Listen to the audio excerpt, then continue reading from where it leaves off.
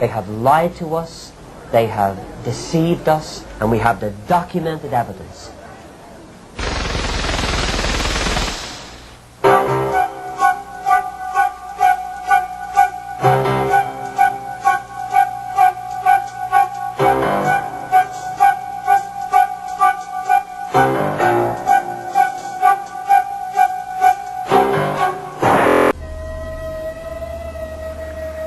One of Russell's teachings was that Egypt's Great Pyramid was designed and placed there by God as his second witness next to the Bible.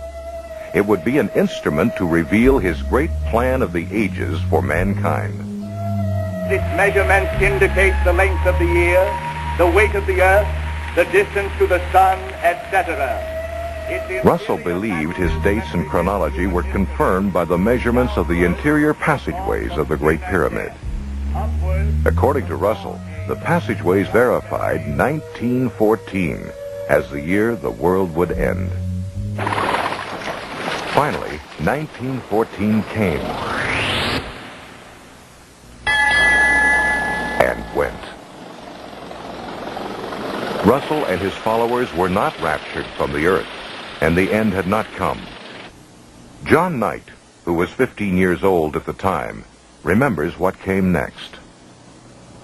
Well, when 1914 came, of course, we had to change our views, just like we had to change the views later. The date was pushed forward to 1915, then 1918. Certainly Armageddon was just around the corner. But in 1916, Charles Taze Russell died, sick, weary, and disappointed. A massive stone pyramid stands today at his gravesite as an embarrassing reminder of his false prophecies. Through hard-fisted, inside political manipulation, Joseph Franklin Rutherford, a Missouri lawyer who had given himself the title of judge, became the second president of the Watchtower Bible and Tract Society in 1917. In 1918, Judge Rutherford's lecture, entitled "Millions Now Living Will Never Die," was the beginning of a worldwide recruiting effort called the Millions Campaign. Not too surprisingly, it proclaimed the coming destruction of the existing world. It would happen soon, in 1925. Based upon the promises set forth in the divine word, we must reach the positive and indisputable conclusion that millions now living will never die. In 1920, the Millions book was published. In it, Rutherford claimed the Bible proved that in 1925, Abraham, Isaac, Jacob, and other faithful men of old were to be resurrected, to rule henceforth as princes on the new paradise earth. Fully convinced that Rutherford's prophecy was true, many witnesses sold their homes and businesses and took to the road. Living in cars and trucks like itinerant peddlers, they spread the warning. As 1925 drew closer, some farmers even refused to plant crops because they believed the end was at hand. Finally, 1925 came. And, as in 1914, nothing happened. Once again, the Watchtower Society's prophecy had proven false. As Russell had done, Rutherford doggedly held to the story that the end was just around the corner. In 1929, the judge had this palatial mansion constructed.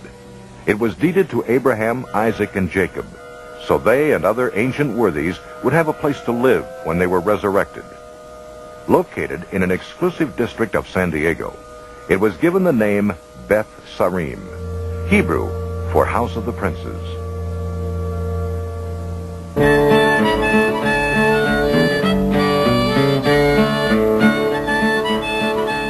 The world entered the Great Depression, but Rutherford lived like a millionaire, spending the winter months at Beth Sarim, summering in Europe.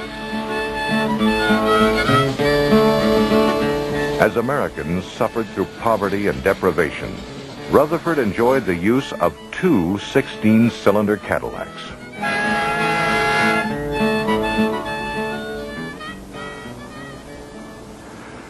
Under Rutherford, the Watchtower Bible and Tract Society became a well-oiled corporation. New books, literature, and tracts poured forth in a flood to be sold door to door by faithful witnesses. He drove his followers to labor hard for the Lord. He advised young couples not to marry, but to put all their energies into proclaiming the kingdom. Even portable phonographs were utilized at the doorstep. Because the people have been induced to believe that Christianity and religion are the same thing. Around the world, zealous witnesses paraded in front of churches on Sunday mornings, bearing placards with the slogan, "Religion is a snare and a racket."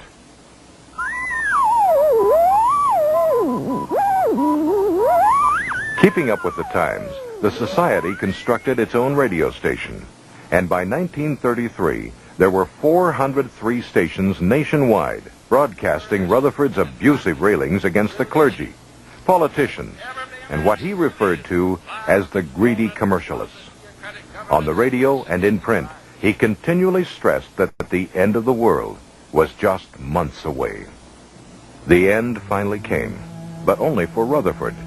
In 1942, he died at Beth Sirene, the house he had built as a luxurious testimony to God's name. In retrospect, perhaps the only testimony this lovely mansion ever gave was to the cash value of false prophecy. In 1948, the Society quietly sold the property, covering up an embarrassing chapter in its history. Today, most modern Jehovah's Witnesses are unaware that Beth Sirene ever existed. With Rutherford's passing, the flamboyant era of charismatic personalities passed as well. They have lied to us, they have deceived us, and we have the documented evidence